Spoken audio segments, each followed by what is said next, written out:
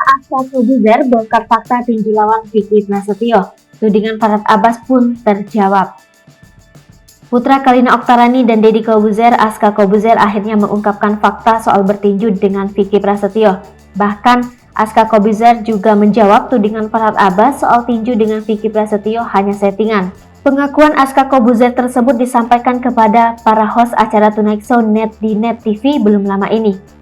Dibeberkan Aska bila dirinya tidak menaruh dendam sama sekali kepada Vicky Prasetyo. Memang, Vicky Prasetyo pernah menjadi ayah sambungnya ketika Kalina Oktarani menikah dengan presenter itu. Pertandingan tinju tersebut murni diterima oleh Aska karena dirinya memang menyukai kegiatan tersebut. Diketahui, sejak umur 8 tahun, Aska sudah menjadi petinju, bahkan dia pernah bertanding dengan ayahnya sendiri. Dia juga memastikan tak ada dendam dan kebencian pada Vicky Prasetyo.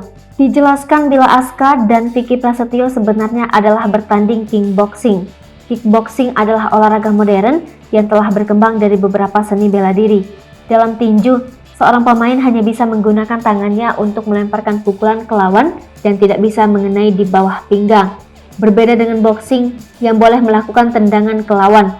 Itulah penyebabnya ia menerima tawaran sebab umur Aska sudah masuk dalam syarat mengikuti kickboxing. Mengulik lebih dalam perasaan Aska, Vincent Rian Rompis kemudian menanyakan kondisi mental putra Deddy dan Kalina itu. Diakui Aska memang dirinya merasa grogi saat ditinju dengan Vicky Prasetyo lantaran ini merupakan pengalaman pertama kali baginya. Selain itu, Aska Kobuzer heran dengan sejumlah pihak termasuk pengacara Farhad Abbas yang menuding duel tinju antara dirinya dan Vicky Prasetyo hanyalah sebuah settingan. Pasalnya, Aska Kobuzer mengungkap sempat meluncurkan serangan yang membuat sendi kaki Vicky Prasetyo bergeser.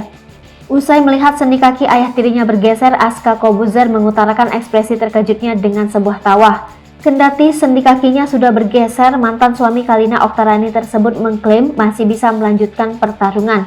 Oleh karena itu, anak Deddy Kobuzer tersebut heran masih ada beberapa pihak yang menuding pertandingan adu jotosnya hanya settingan.